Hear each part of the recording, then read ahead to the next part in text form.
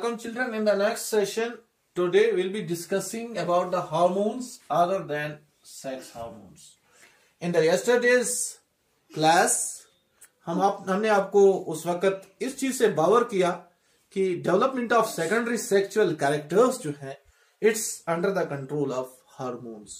तो मैंने आपको बताया उस वक्त कि बहुत सारी चेंजेस जो आती हैं हार्मोन्स के साथ जो एसोसिएटेड है, तो क्या क्या चेंज नुमाया होती है प्यूबर्टी पे और हार्मोन्स कैसे मदद करते हैं एडोलेसेंस में और प्यूबरिटी में और रिप्रोडक्टिव लाइफ को सक्सेसफुल बनाने के लिए हार्मोन्स का क्या रोल है, उससे हमने आपको पहले ही बावर किया है। तो आज के क्लास में हम आपको हार्मोन्स जो हैं उतने ही नहीं है जितने गोनेड्स से रिलीज होते हैं, बल्कि बहुत सारे हार्मोन्स हमारी बॉडी में है और हार्मोन्स के बारे में आज आपको जानकारी फराहम करेंगे। Yes sir. तो देखो बेटा, this is hormones other than sex hormones, यानी वो वाले हार्मोन्स जो सेक्स हार्मोन्स से हटके हैं बाकी हार्मोन्स। तो आपको पहले मैंने बताया है वी हैव ग्लैंड्स।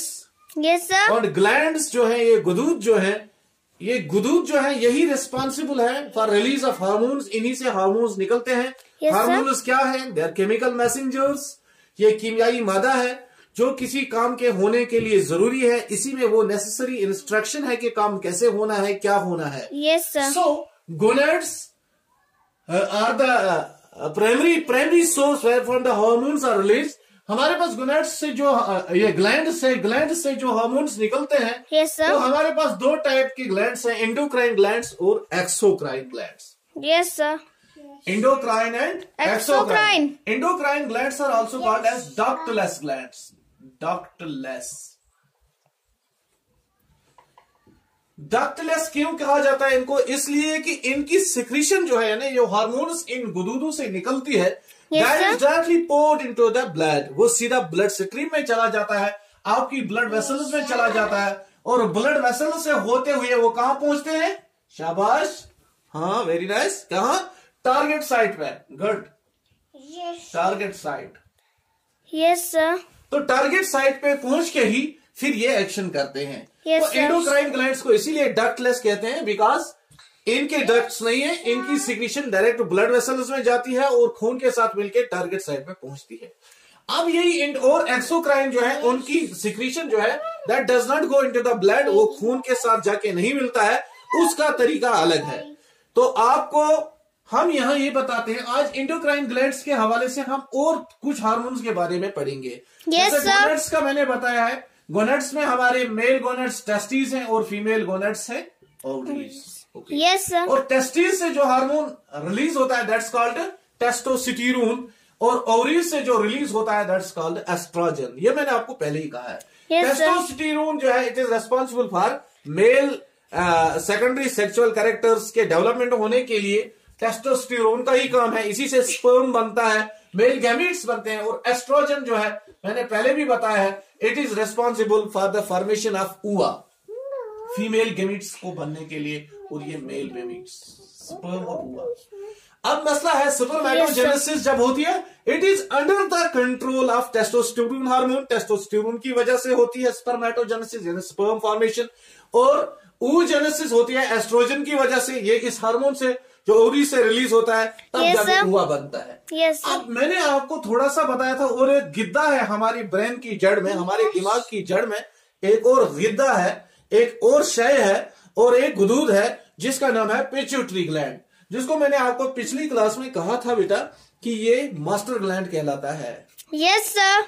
तो मास्टर ग्लैंड किस हवाले से? क्योंकि रिलीजिंग फैक्टर्स जो भी है वो इसी से रिलीज होते हैं, तब जाके दूसरे ग्लैंड पे वो एक्शन होता है, वो हार्मोन सिक्रीट करता है। Yes sir. अब पिट्यूटरी ग्लैंड से ग्रोथ हार्मोन्स भी रिलीज होते हैं, ग्रोथ हार्मोन्स, जिनको हम दूसरा नाम सोमैटोट्रोफिन्स भी कहते हैं। सोमैटोट्रोफिन्स TROPHINS,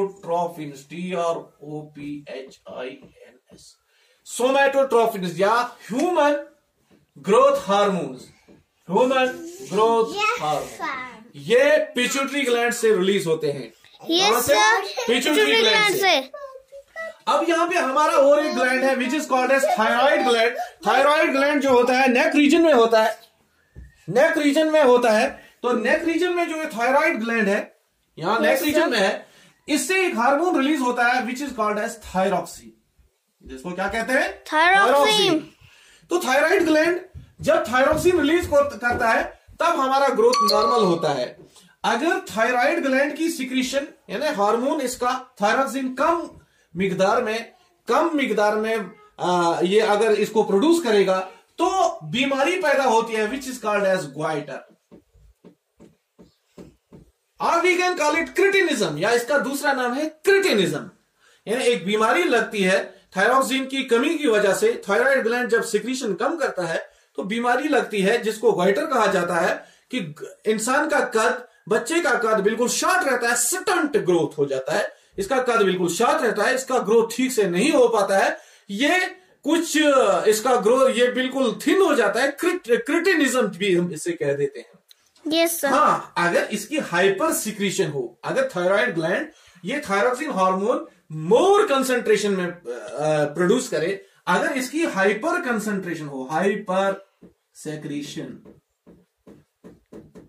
हाइपर का मतलब ज्यादा, अगर ज्यादा सिक्रीट हो जाएगा तो क्या होगा, तो इसके मुतरादिफ होगा। अगर कम होने से गोइटर होता है तो ज्यादा होने से इसके मुतरादिफ होगा, दैट्स कॉल्ड जाइजेनेटिज्म।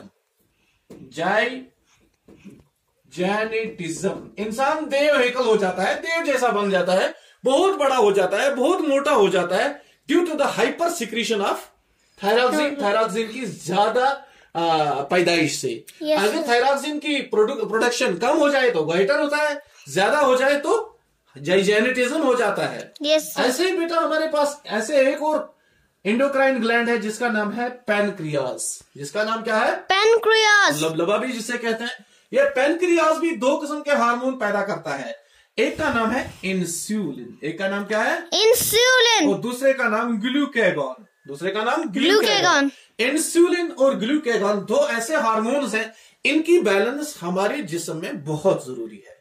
अगर इंसुलिन हार्मोन, जी हाँ, यस, इंसुलिन पैनक्रियास से, अगर इंसुलिन हार्मोन की इंसुलिन की सिक्रीशन अगर कम पड़े, अगर इंसुलिन की सिक्रीशन कम हो जाए, यानी इंसुलिन ज्यादा सिक्रीट ना हो, हाँ डस्टर कहीं पे था, यस,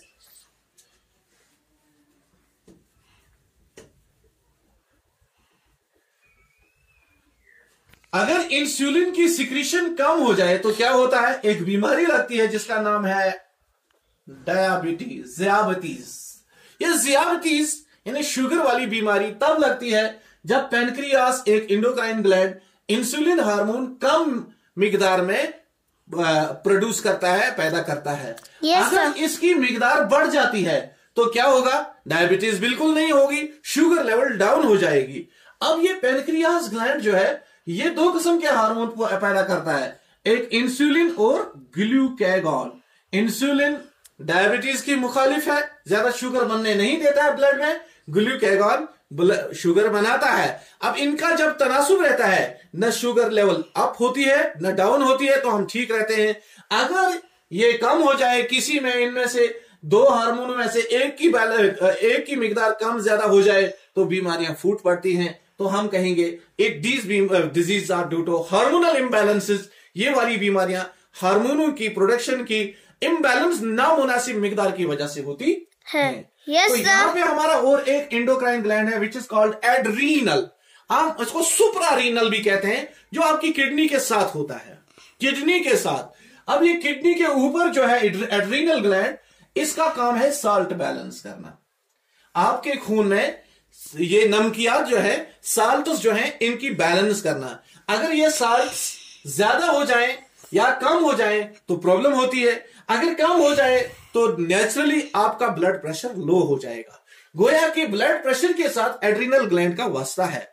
एड्रीनल ग्लैंड से जो हार्मोन निकलते हैं, जैसे एड्रीनलिन या स्टेरॉइड्स निकलते हैं, कॉर्टिसोल निकलता है, तो ये जो है ये हार्मोन इसके हैं, स्टेरॉइड्स और ये एड्रेनालिन या ये कॉर्टिसोल जो है, इनका काम है साल्ट बैलेंस इन ब्लड, खून में नमकियात की मिकदार को बरकरार रखना।